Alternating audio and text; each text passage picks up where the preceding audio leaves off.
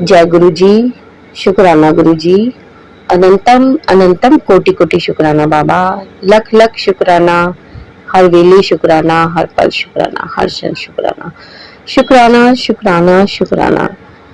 जय गुरु जी। संगत जी मैं बाबा जी की बेटी आज बाबा जी की कृपा से अपना शुक्राना सत्संग शेयर करने बैठी हूँ। मैं बाबा जी के स्वरूप के सामने ही बैठी हूँ, उनसे प्रार्थना करके कि प्लीज बाबा मेरी मदद कीजिएगा। जो आप बुलवाएंगे मैं बोलूंगी। बाबा जी की आज्ञा से मुझे अपना शुक्राना सत्संग शेयर करना है। आज 25 अक्टूबर है और जिसका टोटल होता है 25 का टोटल अगर हम करेंगे तो नंबर 7 होता है।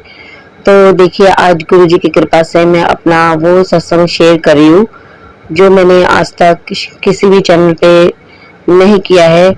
मतलब मैं रोज शुक्राना सत्संग शेयर करती हूँ, पर गुरु जी की जो अपार ब्लेसिंग और जो मुझ पे कृपा रही है मेरी छोटी सी उम्र से, 14 साल की उम्र से, तो बाबा जी की कृपा से और बाबा जी के आदेश से मैं अपने वो शुक्राना सत्संग आज से मैं स्टार्ट करती हूँ। तो संगत जी अगर मुझसे कोई गलती हो जाए शुक्राना सत्संग शेयर करने में तो मुझे माफ कर दीजिएगा। संगत जी मुझे माफ कर दीजिएगा गुरु जी। और मैं गुरु मंत्र से अपना सत्संग स्टार्ट करूंगी। ओम नमः शिवाय, शिवजी सदा सहाय। ओम नमः शिवाय, गुरुजी सदा सहाय। ओम नमः शिवाय, शिवजी सदा सहाय। ओम नमः शिवाय, गुरुजी सदा सहाय। संगत जी मैं मैरिड हूँ और मेरे 2 बच्चे भी हैं। संगत जी गुरुजी की से के साथ मेरी जर्नी 2024 10 मार्च को से शुरू हुई थी। मैं 10 मार्च को पहली बार गुरु जी के बड़े मंदिर गई थी। वहीं से मेरी जर्नी मेरी गुरु जी के साथ स्टार्ट हुई थी 2024। तो संगत जी भगवान ने तो मेरा हाथ बचपन से ही पकड़ रखा था संगत जी। बस मुझे पता नहीं था। पता तो होता है हमको कि हमारा भगवान हमारे साथ है, पर जैसे गुरु जी हमको जवाब देते हैं ऐसे हमें हमारे सवालों के, प्रार्थनाओं के जवाब मिलते नहीं थे। भगवान सुनते तब भी थे जैसे आज सुन रहे हैं। हमेशा भगवान सुनते हैं हमारी, बस हमें पता नहीं चलता था क्योंकि तब हमें हमारे गुरुजी जिस तरीके से हमें जवाब देते हैं उस तरीके से हमें पता नहीं चलता था। तो बचपन से ही मेरे भगवान तो हमारे साथ ही थे और भगवान हर अलग अलग रूपों में अपने हर बच्चे के साथ होते हैं। शक्ति एक ही है, भगवान एक ही है, रूप अनेक है। तो मैं जब छोटी थी तो मैं माता रानी को बहुत मानती थी। संगत जी 14 साल की उम्र से ही ना मैंने बहुत तकलीफ देखी है, बहुत परेशानियां देखी है। छोटी थी मैं, शायद 5-6 साल की थी जब मेरे पापा मम्मी अलग हो गए, उनका डिवोर्स हो गया। पर मेरे पापा, मेरी बहन, छोटी बहन बहुत छोटी थी तो मेरे पापा उसे ले गए क्योंकि उनका अफेयर था। तो इस वजह से ही मेरे पापा मम्मी का डिवोर्स हो गया था। तो जिनके साथ वो रिलेशन में थे उन्होंने हमें रखने के लिए हाँ कर दिया। पहले मेरी मम्मा को लगा कि मैं इन पे छोड़ देती हूँ बच्चे तो ये वापस आ जाएंगे, पर उस लेडीज ने रखने के लिए हाँ कर दिया क्योंकि उसे भी मन था कि बच्चों के खातिर मजबूर होके ये मुझे छोड़ के चला जाएगा। उसने हाँ कर दिया। तो बस फिर मेरी मम्मी की सारी उम्मीदें खत्म हो गई कि अब मेरा पति वापस नहीं आएगा। तो फिर बस उनका डिवोर्स हो गया। तो मेरी बहन बहुत छोटी थी तो मेरे पापा उसे ले गए। मैं जॉइंट फैमिली में, हमारी जॉइंट फैमिली है, पापा मम्मी ताऊ ताई तो दादा दादी। तो मेरी दादी मुझसे बहुत प्यार करती थी तो उन्होंने मुझे अपने पास ही रख लिया कि ये बोल के कि इसको तो मैं अपने पास ही रखूंगी और ये छोटी वाली को तू ले जा। तो मेरी छोटी बहन मेरे पापा जी के पास ही रहती थी। तो उसने भी वहाँ बहुत तकलीफ उठाई क्योंकि छोटी बच्ची थी। संगत जी कोई औरत जिस तरह अपने बच्चे को देखती है, प्यार करती है, केयर करती है, दूसरे के बच्चे को इतना नहीं दिखती। उसके मन में वो फीलिंग्स इतनी नहीं होती जो अपने बच्चे के लिए होती है। तो उसको कैसे रही कैसे नहीं रही तो मुझे बहुत बाद में पता चला कि उसकी क्या केयर हुई क्या नहीं हुई, तो मुझे बाद में पता चला, क्योंकि मैं भी इतनी बड़ी नहीं थी, पर मैं अपने दादा दादी के पास थी। तो संगत जी मेरे ताऊ ताई और मेरे दादा दादी के साथ में रहती थी। 13 साल में उनके साथ रही। और मैं ये बताती हूँ कि तब मैं ये सोचती थी कि बाद में जब मैं 14 साल की उम्र में मेरे पापा के पास चली गई, क्योंकि तब मेरी दादी की डेथ हो गई थी और सबको लगता था कि ये लड़की जात है, कल इसकी शादी वादी करनी होगी तो उसके पापा को तो आगे बढ़ना पड़ेगा ना, जिम्मेदारी लेनी पड़ेगी, क्योंकि कहीं ना कहीं मेरे पापा को भी यही लगता था कि मेरी मेरी कोई जिम्मेदारी नहीं है, मेरे ताऊ ताई की जिम्मेदारी है। मेरे ताऊ ताई मुझे बहुत प्यार करते थे, तो मेरे लिए खड़े होते थे, हर वक्त मेरे लिए तैनात थे। गुरुजी ने मेरा हाथ कभी भी नहीं छोड़ा। मेरे लिए 2 सेवादार तैनात कर रखे थे, मेरे ताऊ ताई जी, जो हरदम हर पल मेरे साथ रहते थे, जिनका हाथ मेरे सर पे था गुरुजी की कृपा से। तो संगत जी क्या हुआ कि मैं 14 साल की उम्र में मेरी दादी की डेथ हो गई, और मैं 2 महीने की छुट्टियां थी जब मेरी दादी जी की डेथ हुई। मैं 9th क्लास में नई नई गई थी, तो तभी उसी साल से मुझे मेरे मम्मी पापा के घर, मेरी स्टेप मदर और मेरे पापा के घर छोड़ दिया गया। पहले मैं बहुत रोती थी, आती जाती रहती थी, पर उन्हें पता को कहते थे तुझे रहना पड़ेगा बेटा, तू आती रहते, ऐसे कोई बात नहीं है, पर बेटा तू अगर उनके साथ नहीं रहेगी तो तुझे अपनी गिनती में नहीं रखेंगे, अपना बच्चा नहीं मानेंगे। तो मुझे भी लगा कि मैं क्या करूं, फिर मुझे रहना पड़ा। पर संगत जी मैं कह ये सोचती थी कि भगवान राम को 14 वर्ष का वनवास मिला था और मुझे 13 साल का स्वर्ग मिला था, और 14 साल की उम्र से मैंने बहुत कुछ बर्दाश्त किया संगत जी। मैंने बहुत बहुत परेशानियां, बहुत सारी चीजें, मैंने कठिनाइयों को पार किया। वो मैं नहीं करी थी, मेरे भगवान मेरा को करवा रहे थे, हमारी माता रानी मेरे साथ थी। मैं बहुत रोती थी, पर मैं मेरी स्टेप मदर के लिए गलत नहीं बोलती थी। कुछ समय कुछ बोल दिया तो पता नहीं, बच्ची थी, पर मैं हमेशा, मेरे मन में ये था कि भगवान तो देखते हैं, किसी के लिए गलत नहीं बोलना चाहिए। अगर हम किसी की तरफ एक उंगली करके बोलते हैं ना, तो 3 उंगलियां हमारी तरफ होती है। तो अगर हम किसी के लिए अच्छा नहीं कर सकते तो हमें किसी के लिए बुरा करने का भी कोई हक नहीं है, बुरा बोलने का, चाहने का भी कोई हक नहीं है। तो अगर हम किसी के लिए बुरा बोलेंगे ना, बुरा चाहेंगे, तो सबसे पहले हमारे साथ ही होगा। तो मैं बस ये रोती रहती थी कि मैं कहती थी भगवान मेरा इंसाफ करो, आप तो सब देख रहे हो, मेरा इंसाफ करो, मेरे दुख दूर करो। तो जो होता है लिखा होता है वो तो किस्मत में भोगना ही पड़ता है संगत जी। जब मैं थोड़ी और बड़ी हुई तो संगत जी, मैं थोड़ा शॉर्ट में सुनाऊंगी, थोड़ी सी और बड़ी हुई तो मैं साईं बाबा को बड़ा मानती थी। कि मेरे को ये लगता था कि मतलब बहुत टाइम मैंने मांगा, रोड मंदिर जाती थी मैं, बाबा जी के मंदिर हर वीरवार को जाया करती थी, माथा टेकती थी, प्रार्थना करती थी। फिर मेरे रिश्ते आने शुरू हुए, तो मुझे लगता था कि जो भी रिश्ता है ना, मेरी शादी हो जाए और मैं इस घर से निकल जाऊं, मैं चली जाऊं इस घर से। तो मैं हर रिश्ते, जो भी मेरा कोई रिश्ता था, मैं उसके लिए मन्नत मांग लेती थी, साईं बाबा जी के मंदिर में धागा बांध देती थी। पर कहते हैं ना, पिता अपने बच्चों की जिद पूरी नहीं करते, वो उनको वही देते हैं जो उनके लिए बेहतर होता है, और बेहतर नहीं बेहतरीन होता है। तो मेरी मन्नत कभी पूरी नहीं हुई।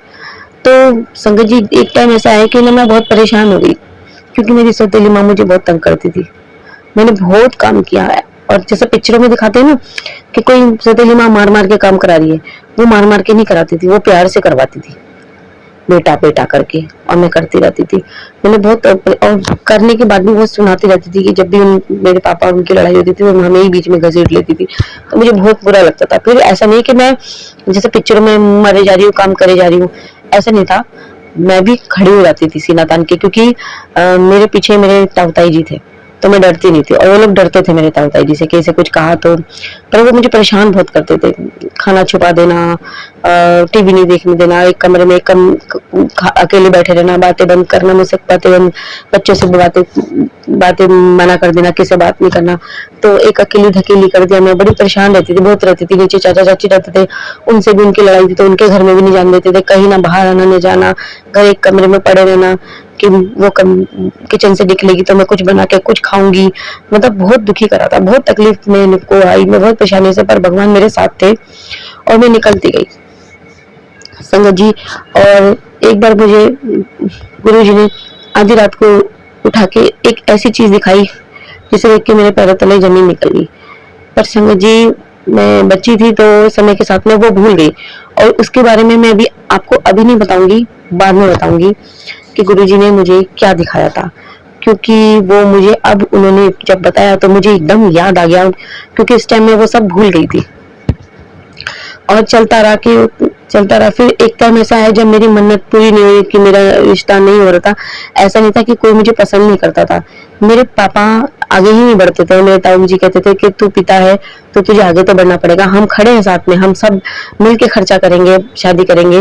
पर वो आगे नहीं बढ़ते थे। तो और कई बार जो रिश्ता आता था वो मुझे वो ना इसलिए हो जाता था कि मेरी स्टेप मदर है, इसके पापा ने दूसरी शादी इंटरकास्ट क्यों करी है।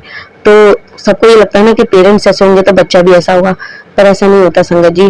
क्यों, मैं बचपन से अपने ताऊ जी के रही थी, तो के अंडर में रही थी, उनके छत्रछाया में रहती, तो मेरे संस्कार बिल्कुल उन्हीं की तरह थे।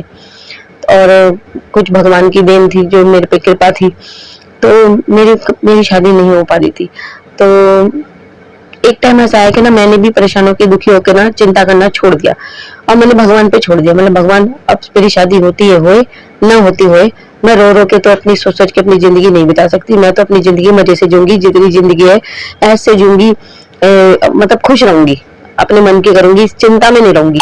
तो देखिए संगत जी, जैसे ही मैंने, जब भगवान पे कहते हैं ना भगवान पे छोड़ दो, जैसे ही मैंने भगवान पे छोड़ा, थोड़े टाइम बाद मुझे मेरे अंकल जी मिल गए। मैं मेरे खानदान की एक ऐसी लड़की थी जो किसी लड़के को नजर उठा के भी नहीं दिखती थी। और मतलब मैंने लव मैरिज करी है और कोई सोच भी नहीं सकता था कि मैं लव मैरिज कर सकती, क्योंकि मुझे भी यही से सही नहीं लगता था। मुझे लगता था कि जो माँ बाप कर देते हैं ना अपनी पसंद से, अपनी मर्जी से, वो ही बढ़िया होता है। तो मैं अपने खानदान की एक ऐसी लड़की थी कि मैं अपने घर वालों के अगेंस्ट नहीं जाना चाहती थी। ऐसा कुछ नहीं था, उल्टा वो मुझसे पूछते थे कोई पसंद है तो बता दे। मैं कहती जब कोई है ही नहीं तो क्या बता दूं, आप कर देना, अपनी पसंद से कर दो। पर ऐसा हुआ ही नहीं संगत जी। जब मैंने भगवान पे छोड़ा, तो कहते हैं ना जब भगवान ने जिसे हमारे लिए बनाया है वो खुद हमें उस तक पहुंचा देता है या उन्हें हमारे तक पहुंचा देता है। तब मुझे मेरे अंकल जी मिले और मेरा 2 सवा 2 साल तक उनके साथ रिलेशन रहा। और कई बार ऐसा लगता है ना कि कोई बंदा इतना टाइम, आप किसी के साथ टाइम बिताओ और वो आपको धोखा दे दे, पर ऐसा नहीं हुआ संगत जी। जो और एक चीज और कि मेरे जब रिश्ते आए तो एक ऐसा रिश्ता है कि जहां मुझे लगता था कि फुल फाइनल मेरी शादी हो जाएगी। और उन्होंने मेरी कुंडली भी मांगी कि रिश्ता कुंडली मिला के शादी करनी है। तो एट ए टाइम पता चला कि मैं मांगलिक हूँ, जबकि मैं मांगलिक बचपन से, मुझे जिस पंडित ने मुझे मेरी कुंडली बनाई थी उसने बताया ही नहीं कि मैं मांगलिक हूँ। तो जब उन्होंने मेरी कुंडली मिलाई तो वो करे ये तो पूरी मांगलिक है, इस पे छाया भी नहीं है, जो हम इसकी पूजा करवा के इसकी शादी हो जाए। तो मेरा रिश्ता वो खत्म हो गया। मैं बहुत रो गई थी कि मैं अब पता नहीं कैसे निकलूंगी इस घर से। और देखिए विधाता का, भगवान जी का चमत्कार, गुरु जी का चमत्कार कि जो मेरे अंकल जी मिले वो भी पूरे मांगलिक थे।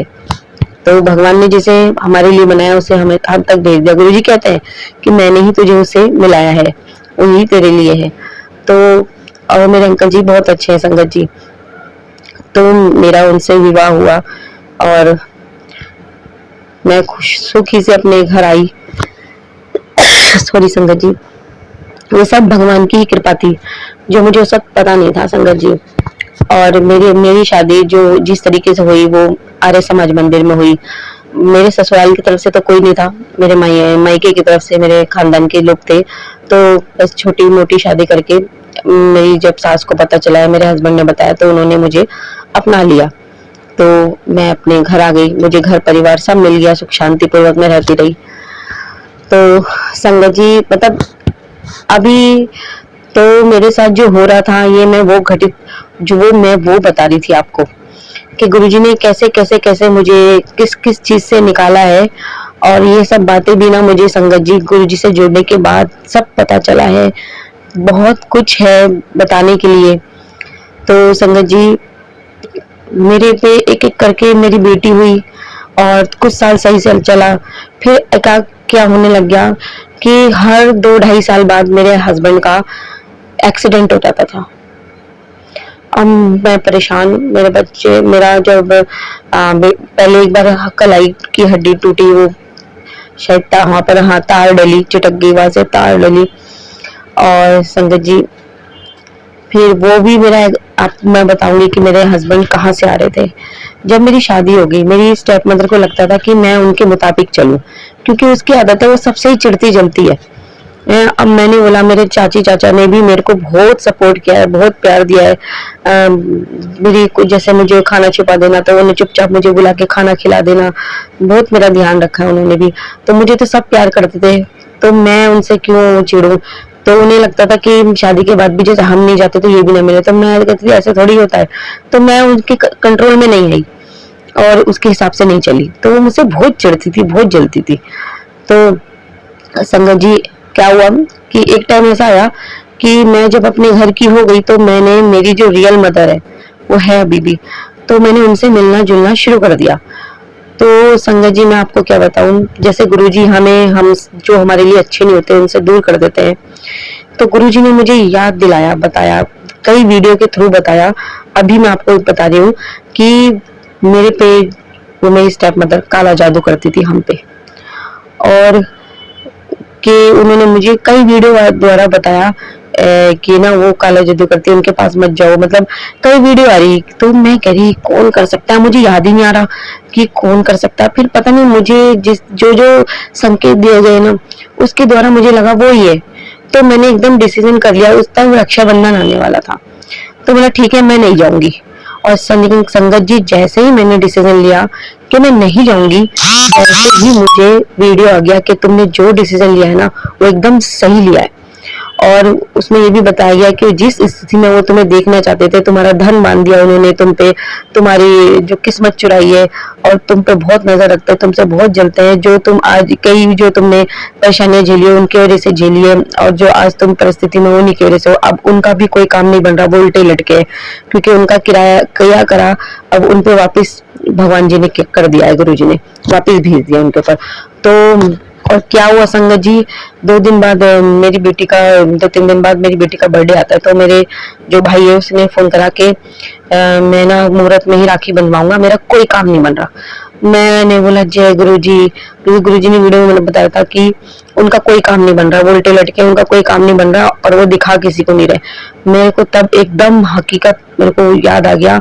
और संगत जी मुझे वो भी याद आ गया जो मुझे 14 साल की उम्र में गुरु जी ने रात को, आधी रात को उठ के दिखाया था कि मेरी स्टेप मदर, मैं सो रही थी संगत जी, और क्या हुआ कि लाइट, दो कमरे थे, एक कमरे की जमीन पे, मैं गर्मी का टाइम था लेटी थी, उसी में से दरवाजा दूसरी तरफ जाता है और लाइटें बंद हो जाती है।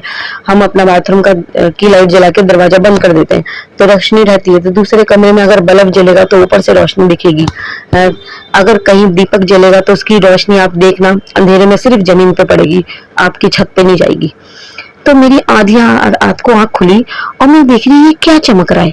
मेरे को डर तो लग रहा था, पर मेरे को कहते ना उनको खुजली होती है कि क्या हो रहा है, देखूं तो ये रोशनी आंख आ रही है।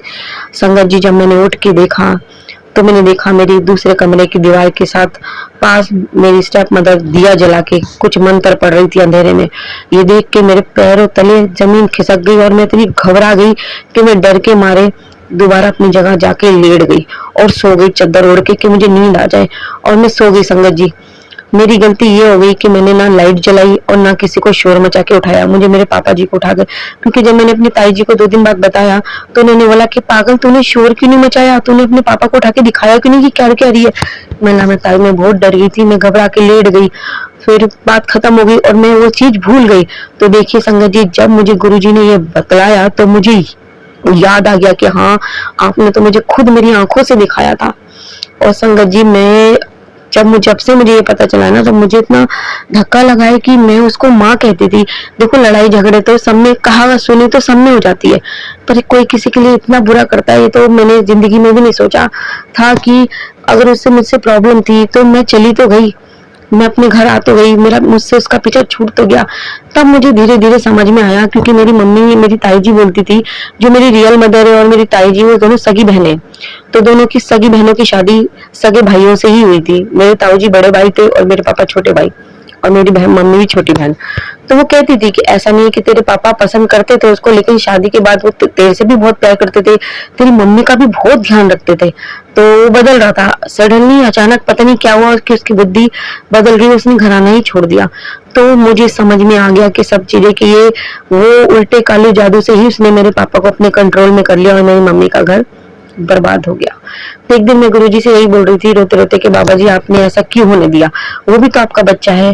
तो चाहे बुरा है कैसा है, आपने मेरे साथ इतना गलत कैसे होने दिया, मेरी माँ के साथ आपकी दो दो बेटियों का जीवन बर्बाद कैसे होने दिया आपने।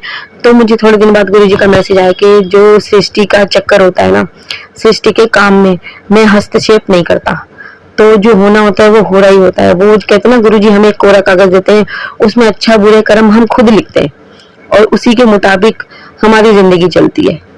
अच्छा करेंगे तो डबल होके अच्छा मिलेगा, बुरा करेंगे तो डबल होके मिलेगा। तो वही उसी पे ही हमारी जिंदगी आधारित होती है कि हमारे कर्मों पे हम अपने कर्म कैसे बनाते हैं। और एक दिन फिर मेरे मन में भी आया था कि मैंने तब गुरुजी से ये बोला नहीं था, बस मेरे मन में आया था कि हम तो किसी का बुरा नहीं करते, हम परेशानी में एक के बाद एक परेशानी में फंस रहे, और वो जो दूसरों से जलते हैं वो भैया दारू पार्टी, मीट पार्टी, अब पार्टियां कर रहे हैं, मजे उड़ा रहे हैं। तो गुरुजी का एक दिन मुझे मैसेज आया कि तू यही सोचती है ना कि तू कुछ नहीं करती, अब किसी का बुरा नहीं करती, फिर भी तेरे साथ गलत हो रहा है, और वो जो दूसरे जो गलत करते हैं वो कैसे मजे की जिंदगी है। तो पहली बात तो पहले अपने आप को किसी से कंपेयर मत करो, और दूसरी बात कि क्या पता उसने पिछले जन्म में अच्छे कर्म किए हो, इसलिए इस जन्म में उसकी जिंदगी ऐसी है, और क्या पता वो इस जन्म में बुरे काम कर रहा हो तो उसका भुगतान तो उसको भी अगले जन्म में मिलेगा। तो मैं समझ गई, मुझे मेरे सवाल का जवाब मिल गया। तो संगत जी, मैंने जैसे बताया कि मैं मेरी मम्मी से मिलने लग गई, जुलने लग गई, तो सडनली मेरे अंकल जी मुझे मेरी रियल मदर के घर छोड़ के मेरे अपने घर वापस आ रहे थे। तो रास्ते में ही उनकी गड्ढे में गाड़ी फंस गई और उनका हाथ की हड्डी क्रैक हो गई, जिससे उनके हाथ में तार डली, और उसी रात मुझे घर वापस भागे भागे आना पड़ा। और संगत जी देखिए, मुझे तब कुछ भी नहीं पता था, ये तो मुझे अब पता चला है कि वो करती थी। तब वो उसने मुझसे बीच में फोन करके भी पूछा, मैंने सुना है तू अपनी मम्मी से मिली थी, जाती है? मतलब नहीं नहीं, जाती नहीं हूँ, सिर्फ मिली थी। तो देखो कैसे उसको पता चला और कैसे उसने मुझसे कंफर्म किया। ये सब तो मुझे अब समझ में आ रहा है कि जो उल्टे करने कराने वाले थे, उन्हें मेरी हर डायरेक्शन का, हर चाल का सब कुछ पता चलता रहता है। एक तो ये हम इधर उधर से भी पता करते रहते हैं, हमसे भी पूछते रहते हैं, अच्छे बन के सारी इंफॉर्मेशन रखते हैं और उस हिसाब से ही अपने कार्य करते रहते हैं। तो संगत जी मुझे धीरे धीरे पता चला, एक फिर मेरे हस्बैंड का, मैंने जैसा आपको बताया 2-2.5 साल बाद मेरे हस्बैंड की फिर पैर की हड्डी टूट गई, जहां उनका ऑपरेशन हुआ, रॉड डली है, कंधे की हड्डी टूट गई। मेरे हस्बैंड के बहुत ऑपरेशन हुए, गुरुजी की इतनी कृपा थी कि वो हमें हर चीज से निकालते गए और बचाते गए। मेरे हस्बैंड आज अपने लायक भी है और हमारे लायक भी है। गुरुजी की बहुत कृपा है, हम पे बहुत कृपा है। और संगत जी, मेरा सत्संग बहुत बड़ा हो रहा है और शायद ये आज खत्म भी नहीं होगा। तो जी मैं उनसे अनुरोध करूंगी जो भी मेरा ये सत्संग शेयर करेंगे कि प्लीज वो कंटिन्यू मेरा सत्संग शेयर करे, तभी सारी संगत पूरी मेरा पूरा सारे सत्संग कंटिन्यू सुन पाएंगे। तो संगत जी क्या हुआ फिर, मेरे बच्चों को भी बड़ी परेशानी ने घेर लिया। मेरी बेटी को पहले हमें कुछ नॉलेज नहीं थी संगत जी।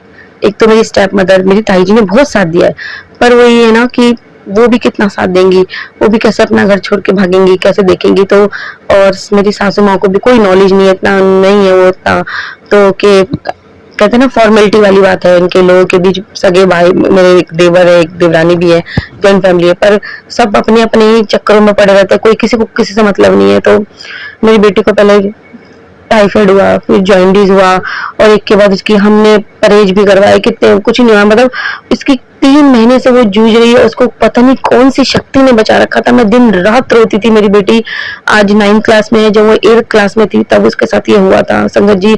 मैं दिन रात रोती रहती थी और मुझे बहुत डर लगने लगा था उसको देख के। उसने सब कुछ खाना पीना बंद कर, उसका इतना ज्यादा पीलिया हो गया था ना कि मैं आपको बता नहीं सकती। जो उसकी सर के जो स्किन होती है ना, वो भी पीली पड़ गई थी, शरीर पे काले काले धब्बे पड़ गए थे, और इसी के साथ मेरे बेटे को भी हो गया था। दोनों एक बार एडमिट हुए। मेरे बेटे का तो जल्दी पता चल गया क्योंकि मेरी बेटी का हुआ था, तो उसका कंट्रोल में आया, वो ठीक हो गया।